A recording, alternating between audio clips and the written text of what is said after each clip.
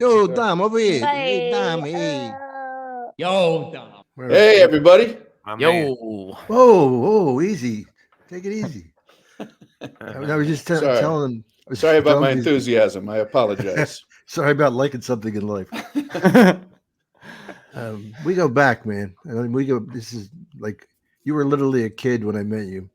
I know. Beautiful, bouncing baby boy. And then, how did you get so good? When the last time I saw you, you were terrible. Oh, Dom, that's not nice. That's not a way to introduce our guest. My enthusiasm is starting to wane. No, I listen. It was fun being able to, to start at that club in Fort Lauderdale, the comic strip. That's what you're referring to, Dom. Yes. And you saw me when I was a busboy, dishwasher. They would let me go on stage and do a few minutes at the end of the night, and that's how I got started. What year was that? 1942. 1942. Yeah. I was able to avoid World War II by doing comedy at Comedy Club. The Japanese. No, 1980, 81 is when I started. I'm not sure exactly which of those 2 years. When did you guys meet? I'm Brian, by the way. I'm the producer, and that's Brian, the other co-host. Nice to meet you. Right here. Nice to meet you. Dom Irrera. Good to see you all. That's when I met Dom. Yeah, the club we're talking about is the Comic Strip in Fort Lauderdale. It was the sister club to the Comic Strip in New York City, and comedy was just starting to to get hot, and so the Comic Strip opened this other club in Fort Lauderdale, and they brought a lot of the New York comedians down. They also brought in some people from LA and stuff like that, but a lot of the comics were from New York. Cool. And I was just, a local. I started by auditioning there, and I ended up passing my auditions, and then they would let me go on every night, and I would go on at the end of the show, which was very unusual. Yeah, so bizarre. They had 3 co-headliners. Nobody does this. Nobody has done this since, but they did 3 co-headliners, all of whom did 45 minutes. This is way too much show. Right. So the show would start. They had a local MC do like maybe 10 to 15 minutes. Then they would often have a local opener do 5 or 10 minutes. Then they had 3 co-headliners. Dom would have been one of those 3, each doing 45 minutes. How long was this show? It's like a 2.5 hour show. I'm telling you. And then after that, they had local comedians like myself who would do like 5 minutes each at the end as the audience was walking out. The show was way too long. How about Rip, the piano player on LSD? Yeah, Rip Labonte was our house piano player. And a lot of people don't know this, but my nickname in college was Rip. I was Rip Regan, and I'd be Rip Regan right now as a comedian if it weren't for Rip Labonte. I didn't want any confusion between the local piano player, who's this long-haired drug burnout dude. Right. And I'm like, let me just be Brian until I go out on the road, and then I'll go back to Rip. And so after I went back out on the road, and then I tried to change it back to Rip, and everybody thought I was making up a nickname. And I was getting so much. Everybody was razzing me. Are you? For it. Yeah, you're the Ripster now, huh, Brian? And so I just said, all right, hell with it. I'm going to stick with Brian. You know what I remember the most? You had so much good material already. Like the thing about your mom. If your mom, somebody Chevrolet was a Chevrolet dealer. We love you more than anybody. Gary Fronrath Chevrolet. Yeah. There was a Chevrolet dealer that was like right near the comic strip, and there was a local commercial where they said, nobody cares more about you than Gary Fronrath. So my joke was, so if you're ever thrown in jail and you get that one phone call, make sure to call Gary Fronrath because you know he's going to be on his way to help you out. Yeah, right. So, I got to go. The kid's in trouble. When you got the job at the comic strip, did you have intentions on being a comedian then, or was it just a job for you at the time? You said Well, you were like busting tables and stuff there first, or no? Well, actually, what happened was I knew I wanted to try comedy. Mm-hmm. And then I saw this ad in the Miami Herald for the comic strip. And of all the ads I've seen in my life, this is the one that like just leapt off the page. It said, I thought I was going to have to move to New York City or Los Angeles to try stand-up comedy.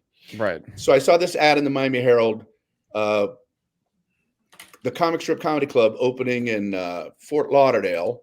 And I'm like, oh my gosh. And it had open mic night on Mondays. Mm-hmm. So I went up there to try to do comedy, I auditioned. I auditioned a total of 5 times. Joe Mullen, who Dom knows really well, brought me back in the kitchen and told me that I passed my audition. And that meant that I could go on every night, but at the end, like I was talking about earlier. Right. Yeah. So, I just went there and hung out for like 2 or 3 nights. And then Joe Mullen realized that I was serious about it. And he asked if I wanted to have a job there. And it was fantastic because that way I could just be paid to work at the club. And I did dishes, I cooked in the kitchen, and I bussed tables. And, so they would pay me for that, not for the comedy. I wasn't making any money for the comedy. Right. But you're around at least. Yeah. What were you? Were you doing like a check drop spot? Is that how it was set up? Or you would go on actually after the show was done with the headliners? The show was done. In fact, Joe Mullen, who ran it, at first, people were getting confused between the good comedians and us locals at the end. So Joe told whoever he was emceeing, he goes, listen, after the 3rd headliner, I want you to go on stage, whoever the MC was, and say, that's it for our show. And now we got some it monkeys for our show. We hope you had a good time. We do have some local comedians who are just getting started. If you want to hang around and give them an audience, you're welcome to do so. But the show is over. I guess talent. So that way people couldn't complain at people like us. Yeah, but I guess when you think about it, it was probably good for you because you would have had more people or even a better crowd than otherwise if it was just an open mic and you're trying to talk over the bar noise or something. Well, I would have wanted as many people as possible, but right. Yeah, that's what I mean. You get what you get at the end of the night. Mm-hmm. I would perform literally to people walking out. Right. And I had this whole routine based on like how bad I was, and I had this whole like self-deprecating, I had this thing where like the owner doesn't like to turn on the house light. So he says, hey, Brian, why don't you get up there and tell a few jokes, it was this whole thing of how I was designed to get everyone out of the club. Right. That's really leave. Yeah. And I got to where I was killing this, and, I had this whole routine about how I wasn't very good and that's why I'm on late. Mm-hmm. And then I got promoted, if you will. They let me open the show one time, like be the first comedian. Right. And I got on stage and I didn't know what to do because everybody was sitting there. Nobody was leaving. Yeah. And I'm like, well, what am I going to do? Like I need people walking out for me to do my thing. Yeah. You had like a reverse journey. Yeah. So I had to like go, okay, now I need to write jokes for people who were paying attention. Mm-hmm. And that's how it all started, man. Well, Joe Mullen believed in you. Yeah. Joe really believed in you. And then, can you explain him, as capsulizing as you can? Joe Mullen. Joe Mullen was throwing the crutches, baby. Oh my gosh.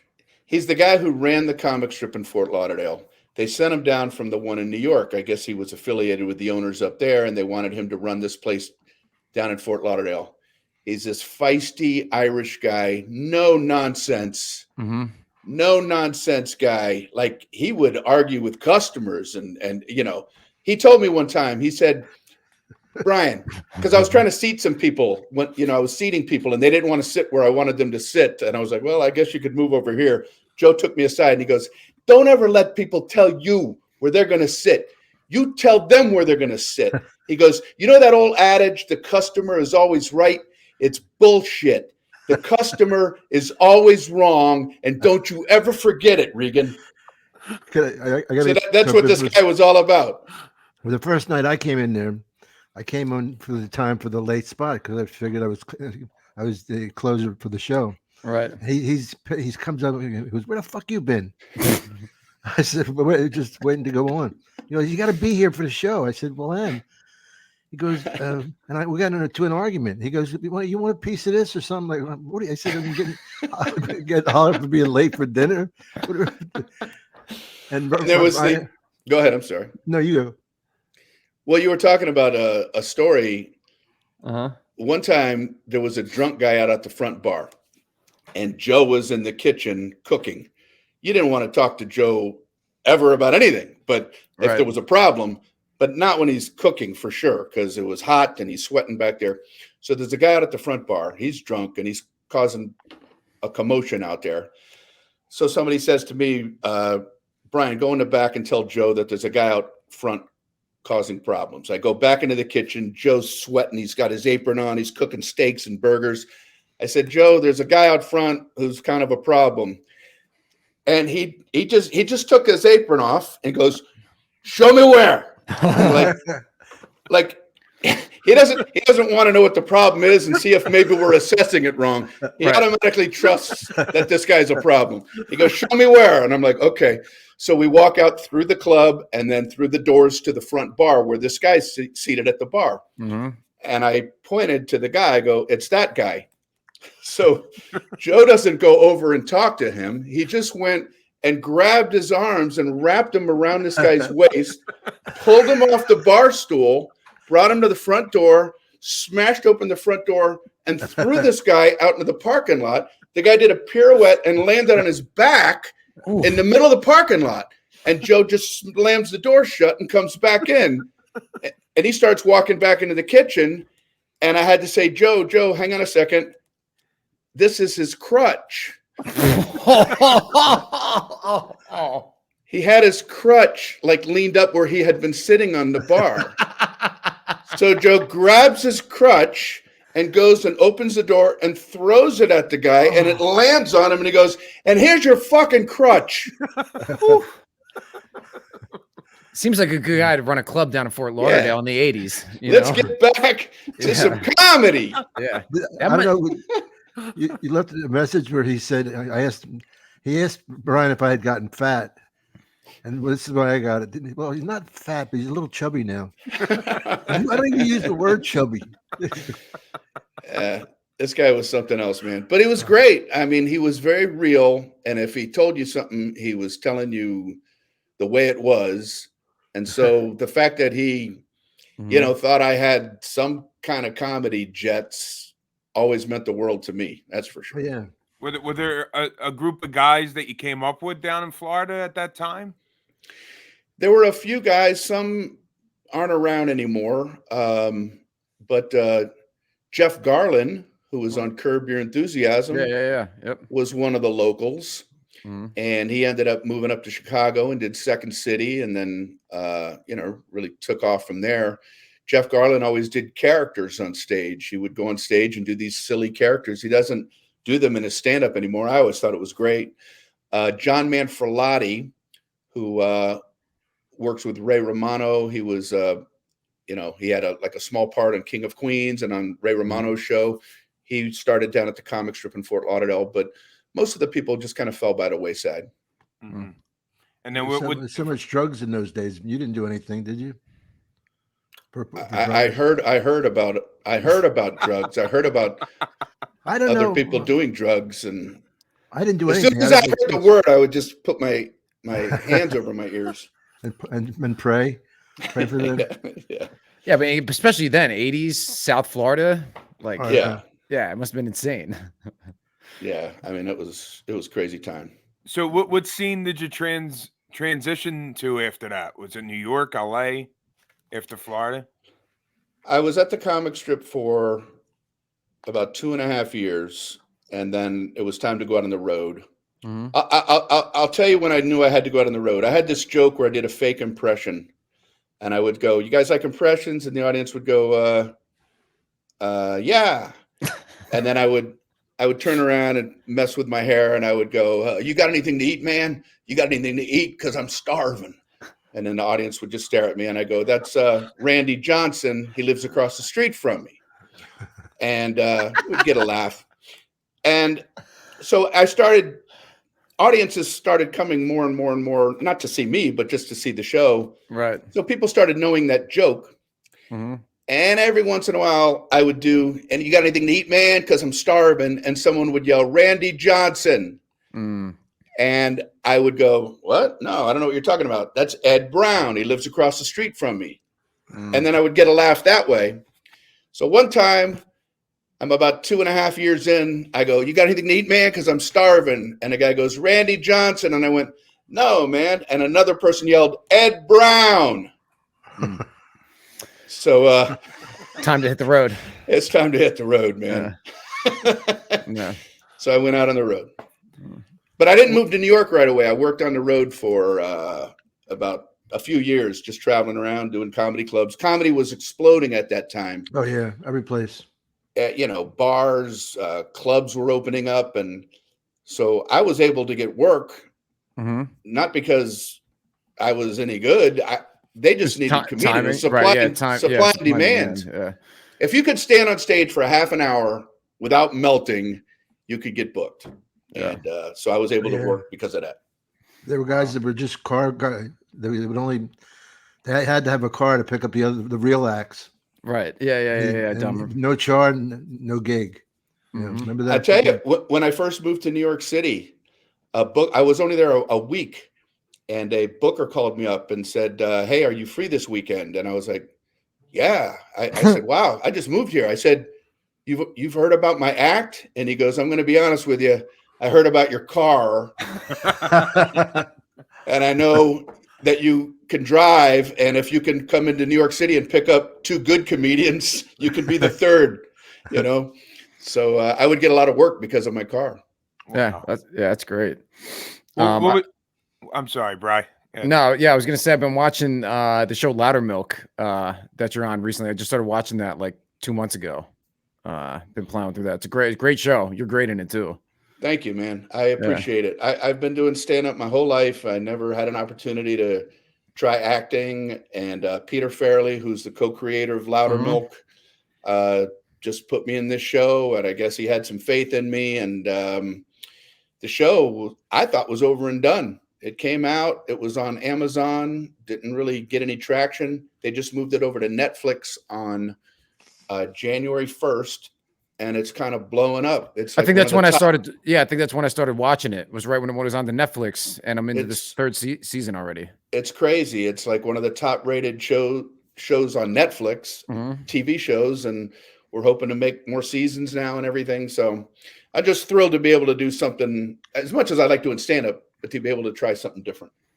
Do you because when I listen to your lines, it sounds like they're coming from a comedian. Did you write any of the lines on there or ad lib anything at all? Or is it just the delivery in it that is really because the Farley brothers don't really do stand up. I mean, they're writers, right? No, what's cool is the first season I was really nervous because I didn't know if I knew how to act, and I think I was doing okay. Peter Farrelly took me aside a couple weeks in on the set and said, he said, "Listen, man, I don't want you to worry about the words that are on the page." He goes, "I know you're funny, and just, as long as you're conveying the thought and the idea, that's all I care about. So just feel free to play around." And that very next scene, I played around. I changed the words a little bit in a way that I thought would be a little bit better. Not that it's not already written great. Right. And then it got a laugh. Like I heard where the directors were and everything, everybody was laughing. I was like, wow, okay, there's something to this. And so from that point forward, they would always give me the freedom to just kind of wing it a little bit and play around with it a little bit. And I give Peter Farrelly a lot of credit for being cool like that. Yeah, you can tell. You can tell in the character that it's a stand-up comedian delivering the lines, or it's more of like I don't know. I mean, it's just funnier, I think, maybe than regular. I don't know, a regular actor doing it. Yeah, But I appreciate it, man. yeah, Thanks. it's a great show. It's called Loudermilk. Steve, and Dom, if you haven't seen it, it's on Netflix, and it's 3 seasons, I guess. 3 seasons are out, and I guess they're doing talks right now to try to create some more. So we'll see. Yeah, That's great. It's about recovery. It's like a dark comedy about. it's real dark. It's it's really very twisted. dark. Yeah, it's twisted. Ron Livingston plays Loudermilk, who runs a substance abuse group, and he's got like a bunch of guys that come. We're all recovering, and we're all in, we're all in bad shape, and he's kind of leading us to try to get off drugs and booze and that sort of thing. And then it, goes from there out to our actual lives. And they gave me a lot to do in season 3, so I was really happy. Yeah, that's where I'm at now with all the kids, like the 10 kids and that stuff. It's good. I don't want to give it away, but it's a good show. Thanks. Yeah. Brian, we talk a lot with Dom about how the game's kind of shifted in this direction where if you're like trying to break through, you need kind of build a fan base through the internet. What's your opinion on how like stand-ups constantly changing, where like there was an era where you would like do JFL, you'd get representation, you'd try to get on a pilot, you'd build a fan base that way. Now people are like literally getting their phone and they're starting their career from there. Then they're building an act. It's amazing to see that. We've had guys in here that never worked a club and were headlining at a theater. They jumped everything. Right. Yeah, I don't know. I wouldn't even know how to advise somebody who's trying to. No. I swear, the world is so different. Like I wouldn't know how to. If somebody came up to me and said, "How do I get into stand-up comedy?" I would say, I don't know. I mean, it's so much different than when I started. Mm-hmm. Right. And I mean, I've been a comic 12 years, and I'm seeing. You're kidding. No. Really? I'm already seeing, for me, it's changed because I used to just hang at the clubs, watch headliners come in, learn that way, watch greats, see how people would work the door, get a job at a comedy club, start out as an local MC. Now people start out on their phones. Yeah, man. Even though when you started, though, it really wasn't like that. I mean, it was moving towards this, but 2012, it wasn't even not the way it is now. I mean, since 2020, it's really picked up, at least online. I used to. I just started at the comic strip, as we talked about, and then I went out on the road. Video. Talk about how old I am. I'm dead. Well, I had to physically go everywhere to audition. Right. There was no sending the tapes tape in. weren't even a thing. VHS tapes weren't even a thing. That became a thing after I was out there for a while. I would go out and audition, or I'd be at a club. If I got lucky enough to be booked at a club, I would go, what's the closest club I can go audition at? And I'd grab a Greyhound bus and go to that town and audition there and try to get work for down the road. So I would just physically go to wherever club I could go to and get stage time and hope that they would book me. Wow. That's crazy. Yeah, that's crazy. I mean, Dom, tells us about it too, that it was really, you were doing comedy, for 3 years before you got to do Rodney's show, Dom? Was that what it was? Or I 5? did it in 70, probably 3 years. Yeah, maybe 4. But in that day, the Tonight Show was really the only thing, and then Letterman came, and so our doing a special was really special because it was Robert Culp, no Robert Klein. He had one, but everybody, we were like instantly recognized because it was so big, because there was nothing to compete with it. Yeah, and everybody in America is watching the show that night. Well, one of my nights when I auditioned at the comic strip, I don't want to make the story too complicated, but my brother Dennis is also a stand-up. Yeah, and he's great. And we auditioned together once. When I talked about auditioning 5 times, one of them was my brother and I. We said, let's try a comedy team thing. So we went to the comic strip, and they would put the auditioners on in between the headliners. Well, the guy we followed was a guy named Jerry Seinfeld, who we had never seen. He had never been on TV, and he killed. He absolutely killed. And then Dennis and I went on stage and completely bombed. It was like, it was horrible. But I remember thinking, how is this Jerry Seinfeld guy not famous? And I remember worrying about, if this is something I want to get into, if that guy's not famous, then what is this whole world that I'm trying to get into? And about a week later or 2 weeks later, Seinfeld did his first Tonight Show. Yeah. And I remember thinking, okay, good people do get on television and make it. And then, of course, he became, who he went on from there. But so it was a fair thing. And it made me feel good that good comedians actually do get rewarded. Wow. Was the New Faces around when you started, Bri? The New Faces JFL? I did JFL a couple of times. I don't know if New Faces was there the first time I did it or not, but I know I had a bad experience at Just for Laughs. I had a almost career-ending experience. I was there. You were there, so you know what it is. It was It was absolutely horrible. So at Just for Laughs, they have the big gala, and it's on TV. They tape it. So I was going to be one of the performers on the gala, and I go out and I was going to I have a routine about UPS, and I go out on stage. Well, first of all, Dame Edna. He, she, I don't know the right pronoun. Was the host, came out on stage and did a whole thing about, hey, it's me. It's really me. This is not an illusion. It's really me. It's really me, Dame Edna. And then I was the first comic. So I thought, I'm going to go out and be self-deprecating and play off that. So I went out on stage and went, hey, yeah, it's really me. It's really me. This is not an illusion. It's really me, Brian Regan. Nothing. Sheet of ice. So I'm thinking, they think I'm making fun of her, or him. I was just trying to make fun of me, like you don't know who I am. And now I'm starting to get paranoid going, they all love Dame Edna, and I just slammed Dame Edna, and they don't like me. So then I got into my UPS bit. Nothing. I'm talking nothing. No laughs. And then I thought, let me start again. So I said, ladies and gentlemen, I got off on the wrong foot here. I messed a joke up. I'd like to start again. I left the stage.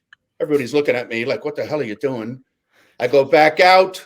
I start doing my act again. I leave the Dame Edna part out. Yeah. I do the UPS bit. Nothing. I stop and I go, all right, folks. When I said I needed to start again, part of what I needed was your help. So, maybe if you could just react the way you think you're supposed to be reacting, I'd really appreciate it. I walk off stage. I should have just gone to the airport and quit comedy. And I go off stage. I come back out again. I start doing the UPS thing, and they start laughing like over the top because I just asked them to. But like in a ridiculous way that doesn't make any sense to the jokes. Like nobody could kill this much. Right. So I stop again and go, all right, I know I asked for your help, but now you're trying a little bit too hard. If you could just react normally to the jokes you've already heard 3 times, I'd really appreciate it. I walk off stage. Everybody off stage is looking at me like, what in the hell are you doing? I go back up for the 4th time. Hey, UPS. I start doing the thing again. Sheet ice again. They're like, all right, you asked us.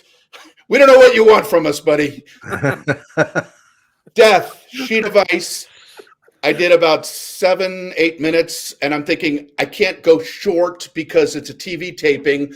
Maybe they can fill it in with fake laughs. Like, now I'm worried about the show as a whole. Oh yeah. Bombed. Like, I don't think I've ever bombed this bad in my life. I said goodnight. I walked off to, I don't even know if I got applause. Like they were so weirded out on me. Who followed you? 2000 the impressionist, Rich Little. Rich Little went on after me. Wow. He's He still should doing have gone out and done his UPS stuff. Yeah, right. Yeah. Did you get invited back after that? I mean, that sounds rough. Yeah, he's It been was back there. horrible. Yeah, It was absolutely horrible. My manager, Rory, I told him that night, I said, I'm quitting comedy. Because it's not like having a bad corporate show and nobody knows about it. The comedy show. This is all the comedians are there. Everybody's going to know about it. Everybody heard about it. So I was so embarrassed that I was really ready to quit. But Rory talked me into not quitting. And but yeah, I ended up going back like a few years later. But Cool. man, it was rough. Totally different scene. You were a big act by then and all. So you knew the extremes in both the comedy worlds, you know. Yeah. So you started headlining 2 years in, you said 2.5 years in? No. Oh, I thought when you said do the road, I was assuming that you were headlining. No, when I first went out, I was an opener in a middle. You know, I was an opener in a middle for you know, I don't know how long before I started consistently headlining, probably 6 or 7 years, you know. Are there any headliners that like mentored you or took you under their wing? Like anybody that comes to mind? A lot of comedians. One guy, John Fox, he was like a road warrior. He used to like to drink and get crazy. And this seems like a silly story, but I was middling, he was headlining. And I used to go on stage with a beer and set it on the stool. And I had a show one time. And then I get off stage. He goes on stage and does his show. And then that night he goes, can I talk to you? And he had this gruff voice. He goes, hey, I got a tip for you. And I'm like, yeah, what's that? He goes, you got your beer on your stool. He goes, sometimes you do a joke and it doesn't get anything. And you're still walking over to the stool and taking a sip as if laughter is coming down, but it's already nothing. He said, don't ever take a sip unless you got a laugh that's coming down. Yeah. He said, earn your sips. And I never forgot that. It's a good piece of advice. Earn your sips. Dom, you got anything like that? Like any good like kind of like just like oh shit advice? That you're like, I never really thought about it like that. There's a place called the Rainy Night House in Long Island. Yeah. And they took me out there to see it just because I auditioned there. We get in the car, two guys in front, me in the back, and they said, what do you think? I said, I think you need more jokes. I said, well, thanks for the advice. Really funny ones or anything that's joke-like. Do you guys remember how you guys first met? How you first connected? But gradually we became buddies because we were working that place every night. But yeah, I had no idea by the time he got that good. He was in that level. I was really happy because he's such a great guy. Thank you. But how about the comedy thing? That was, you hated that. I know. What was it called? Comedy Comedian of the Year? Something. Remember that one? You and I. It was. They had that award, the Comedian of the Year. I don't know. And it was a big deal for a while. Dom and I were nominated the same year. I think we were nominated 2 years in a row. So one year I was nominated and didn't win. And then the next year I was nominated and did win. And everybody thought you were going to win, Dom. I thought you were going to win. I thought you deserved to win. You deserved it. Well, you're very sweet, but I thought you were going to win. In fact, when they seat you, somebody said you can tell if you win or not by where they seat you. And I remember the first year when I didn't win, I was seated near the stage, and I thought, oh, I must have won this thing because I'm right near the stage. The steps are right there, so they're going to say my name. I'm going to go up, and they go, and the winner is, and this camera guy came over and got right in front of me. I forget who won there. I think George Wallace. And they said, the winner is George Wallace. And then the guy just swung the camera away from me. I was starting to stand up, to get on stage. And I had to go, yay, George Wallace. He's great. I just wanted to stand up and let him know. And then the next year, you and I were nominated. And I swear to God, I thought you were going to win it. And then they said my name, which was, flattering. Oh, They don't do it no more. I don't think so. No. Yeah, I was Don't trying you to think look. you would know about it if there was a show like that? Yeah. We got this man's he's on a clock. He's got a time click. He's going, and you stop Yeah, we we say I'm good. 6:30, Brian, right? Okay. Is what we said. Yeah. I'm good. Yeah, cool. what for time? Yeah. It's only 6:00 right now. No. Shit, I did some funny stuff. You did too. What are we gonna do now? Improvise. Freeze. Hey. All right, put this candle up your ass. I've only got 3 stories and I got them in. I thought, Did you guys ever work like on the road together? Like do like any touring or stuff, or would you guys just see each other like? I think I went out to LA. I think I went out to LA in 90, 95 or whatever. So I was, by the time you had started really being a comedian, I was gone. You just, and you also did the unusual thing of going like to St. Louis and those places. A lot of it was really new comedy, don't you think? Right. yeah, well, I was in Fort Lauderdale for 2.5 years. Then I went out on the road for a few years, and then I moved from there to New York City. And I think one thing that I was lucky, you had your road comics and then you had your New York City comics. This was my perception. And road comics often would make the mistake of doing a lot of hacky stuff, like a lot of crowd pleasing hacky stuff. And then New York comics were very smart, but didn't necessarily have the kind of act that would work out in the Midwest or whatever. Right. And I was like in the middle, you know what I mean? Like, I remember when I first moved to New York, feeling like I wasn't interesting enough for New York, I realized just because a joke gets a laugh, it doesn't necessarily mean it's interesting or good comedy. And so I started learning the difference between just something that would get a laugh and something that was hopefully, unique to the performer. And because I was headlining on the road, but also going back to New York, I got lucky in that I kind of learned the best of both worlds. I tried to have an act that was peculiar enough and interesting enough for New York, but that was broad enough, if you will, to travel and work in St. Louis and work in Des Moines and that sort of thing. And I think I just kind of got lucky in that way. When you were kind of good that way. When you were like developing, I guess, your act or doing on the road, did you was part of the way you developed your act, like keeping it more or less kind of clean to be able to be broad and then back, to New York? Or was that something else that kind of like played into that?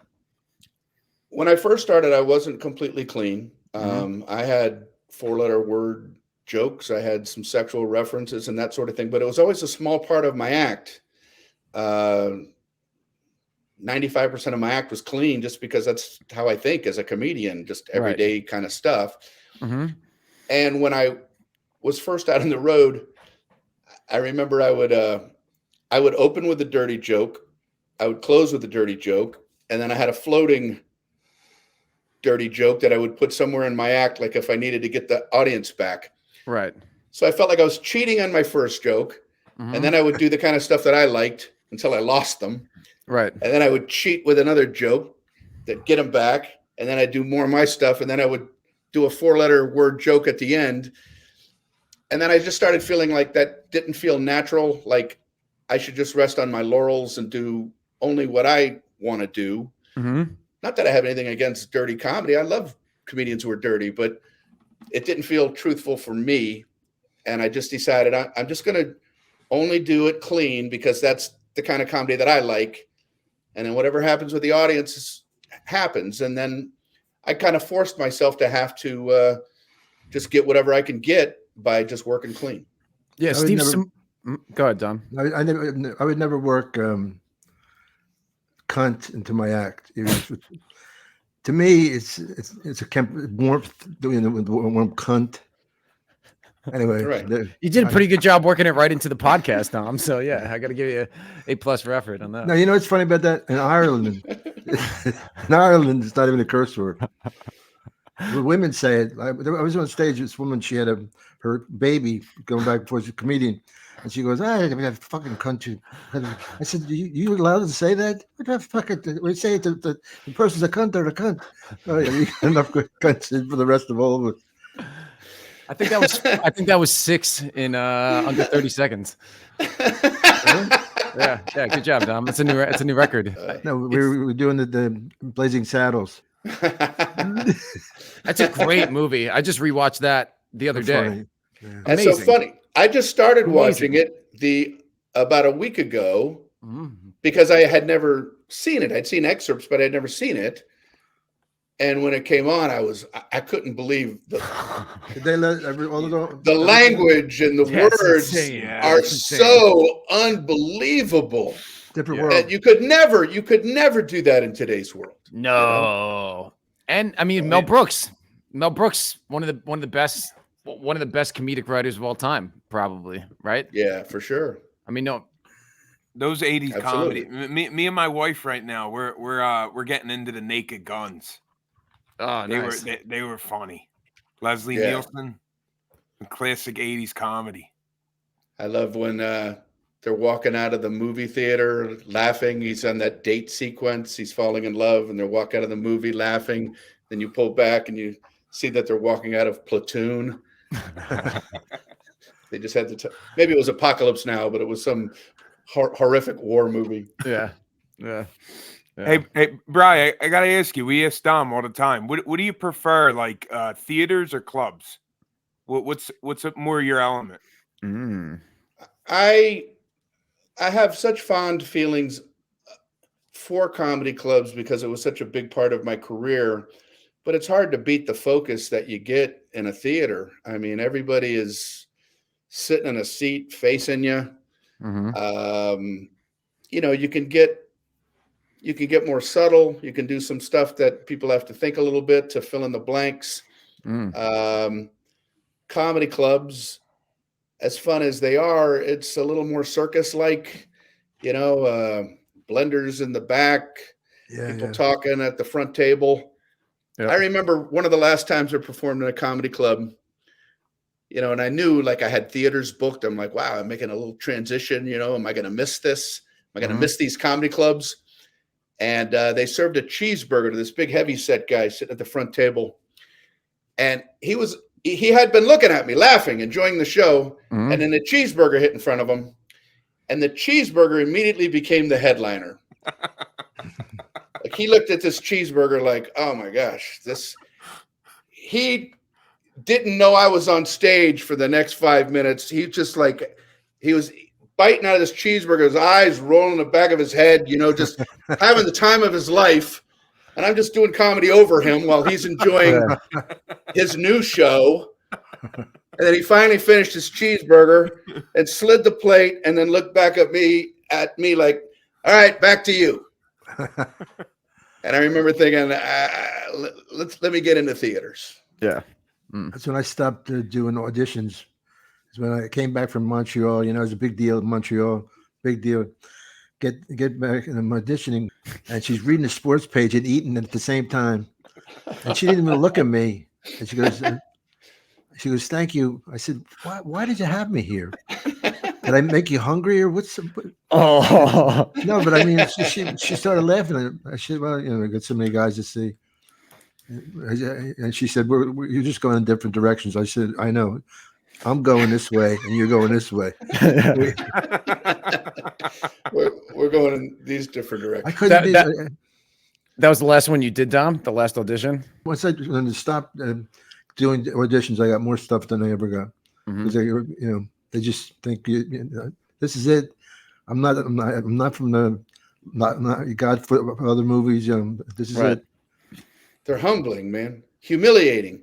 I did one. Humiliating is probably what they are. Yeah, they can be. A lot of times, these casting people, not all of them, right, but some of them, maybe are frustrated actors themselves, and Oh, they were definitely. picked on, and so they want to they're in the industry and something else. Yeah, this is their way to, step Power. down on somebody else. So it was a commercial audition for some product where you had to hold a pan. It was some spray that you would put in a pan while you're cooking, and it would keep stuff from sticking. So they give you a pan, and they had 3 brown pieces of paper in the pan, and they're supposed to represent pancakes, and they're all 1 piece of tape on each brown circle.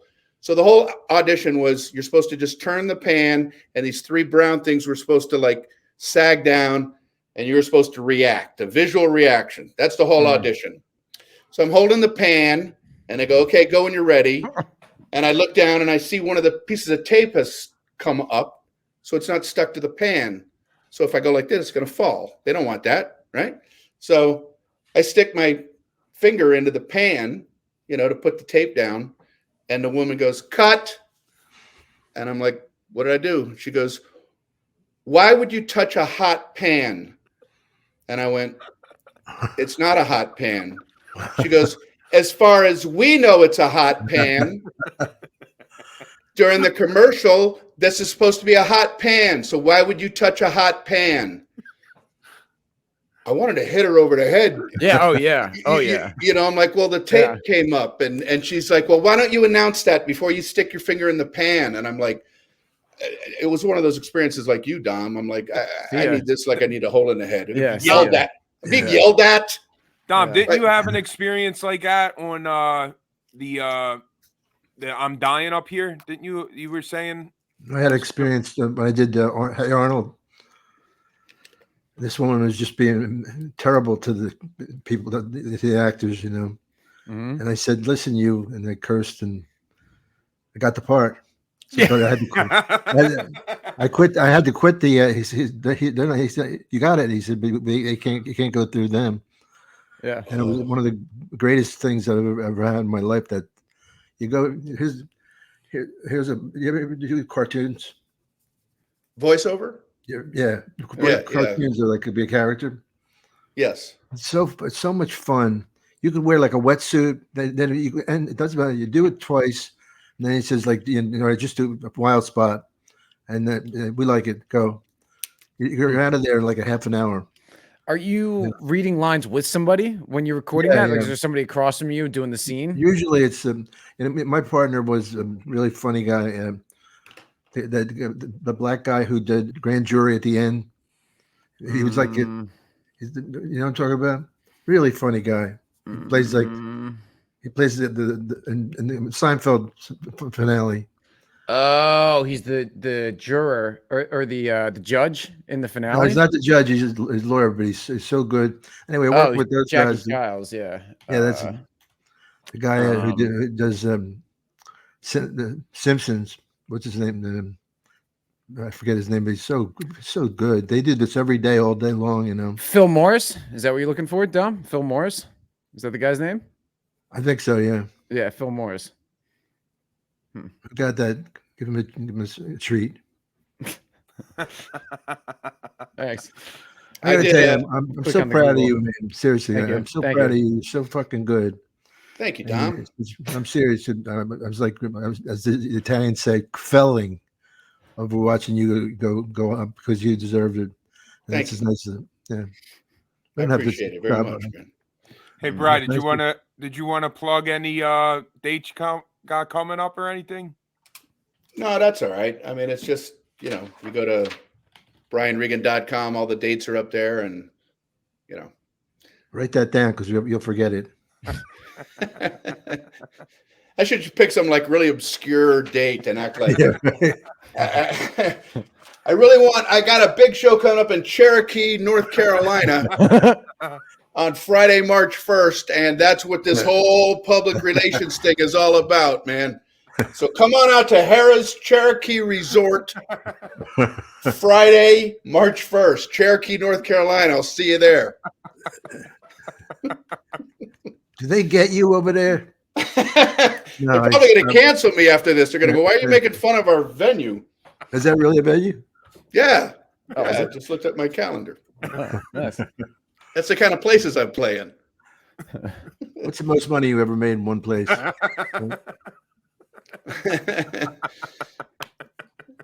done all right. Oh, I know. I'll tell you this. I remember when I first got a manager, Rory Rosegarten, still my manager. He's I great. know, Rory. Sure. Yeah. So I was living in New York and he got me a gig in New Jersey for $1,000. I'd never made $1,000 in my whole life. And I took the train down from New York to go do this. It was like a high school prep event of some sort. And Yeah. but I did my show. They gave me a check for $1,000. Like I couldn't believe it. And I go to the train station and I'm taking the train back to New York City. And I'm like, I got time to do a spot at the Improv. So I get there, I do a spot at the Improv, and they give me $15. And I remember wondering, how much is comedy worth? Like, how much is my act worth? They just gave me $1,000. They just gave me 15. Mm-hmm. Is it somewhere in between? I don't know. Yeah, it's got to be a weird feeling. For sure. Yeah. Lisa and I were married, and I got the same thing with $1,000. Must be a magic number. I go, $1,000? Who needs that much money? Some pigs. Yeah. So, You didn't do? Did you do like Chase a Rising, Kill a Rising Star, or whatever it was? Catch a Rising Star. Yeah. Did you? I don't remember you doing. yeah. You did the Improv, I know. Catch a Rising Star, when I lived there, was the most important club, at least Oh, right. It that's was, what everybody yeah. said. So I purposely stayed away from it because I don't know. I just had this philosophy that if somebody hears about you before you actually show up, it might have a little power. Yes. Yep. So I just purposely stayed away from Catch, the cool nickname. So I got in at the Improv, I got in at Dangerfields, I got in at these other clubs. And when I finally decided to go over to Catch a Rising Star, Lewis, who ran the place, when I came in. Is he gay? Is he gay? I don't know. Just curious. I don't know. I would have no way of knowing something like that. All I know is he ran Catch. And so when I walked in, he had heard of me and said, hey man, I'd like to throw you on. And then he put me on in a good spot, and I happened to do a good set, and so it worked out. But Yeah, that was the show business club, the real one, real show business. Belzer was so cool. Yeah. He used to get $20. He would get $20 for the taxi. The rest of us got 10. That's what his story was. He was always busting his balls about that. What's it like up there? The $20 spots. Yeah. Rarefied air. Brian, where are you based now? Where's your home club that you work out at, or you just pretty much just do everything on the road? I live in Las Vegas, but I've lived here for 20 years. I never used to like to perform here because my kids are here, and I never wanted to mix the two worlds. Right. But they're older now, and I did the Mirage a few months ago, and I'm going to be performing at the Venetian in about a month.